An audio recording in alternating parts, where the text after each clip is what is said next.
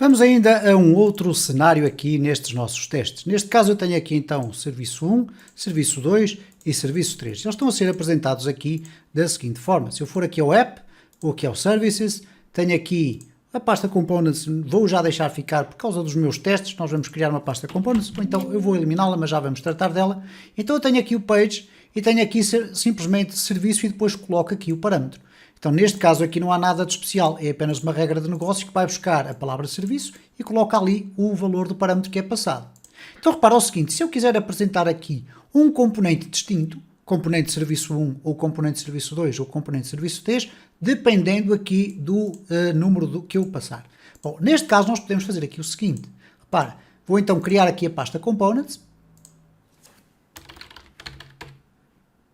Okay? Aqui dentro vou criar então um serviço ou service 1.jpg, vamos fazer aqui um export, default, vamos fazer uma arrow function, vamos fazer aqui um return, aqui dentro vamos colocar um React fragment e vamos colocar aqui um parágrafo. Este é o conteúdo do serviço 1, ok? Agora, por uma questão de comodidade, o que é que nós vamos fazer? Vamos replicar isto duas vezes. Eu vou alterar aqui os textos, neste caso os nomes passa a ser o 2 aqui, e aqui neste caso passa a ser o 3.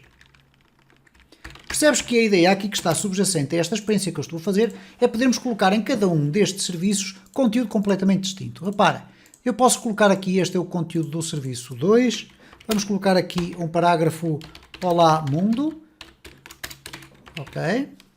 Aqui no serviço, neste caso é o serviço 1, peço desculpa. Depois no serviço 2, eu posso ter, este é o serviço 2, vamos colocar aqui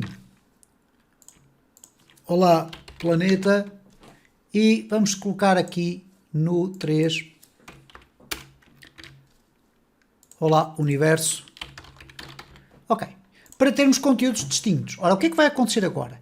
Dentro da minha página dos Services, onde eu vou querer apresentar, ou melhor, dentro da página do Service, onde eu vou querer apresentar cada um dos componentes, eu posso fazer isto de várias formas. Por exemplo, uma delas é importar os componentes todos para aqui.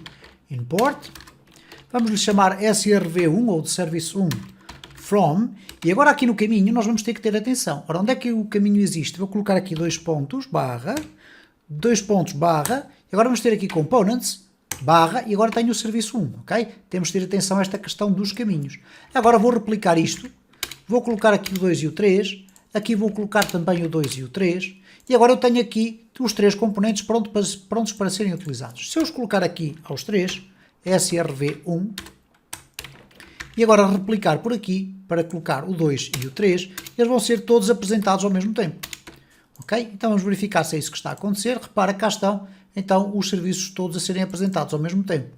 Ora, como é óbvio, não é isto que eu quero. Repara, independentemente do tipo de serviço que eu clico aqui, ele vai-me apresentar serviço 1, serviço 2, serviço 3. Ora, não é nada disto que eu quero. Ele está-me a apresentar isso por causa desta questão aqui.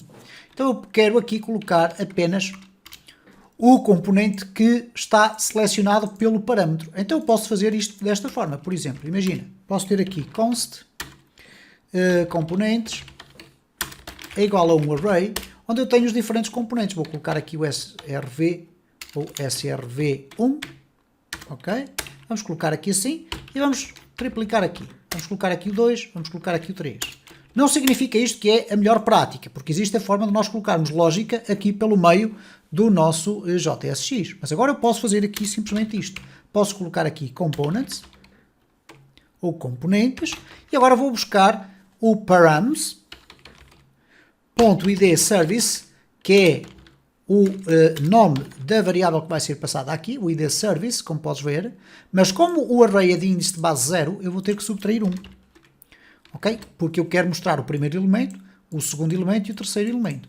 Então agora, se eu regressar aqui, repara como eu clico, eu tenho aqui os serviços Olá Mundo, aqui o serviço 2 Olá Planeta, aqui o serviço 3 Olá Universo. E portanto, como podes verificar, é muito fácil criar uma lógica deste tipo para nós podermos, por exemplo, ter aqui um sistema de tabs que nos permite fazer este tipo de navegação.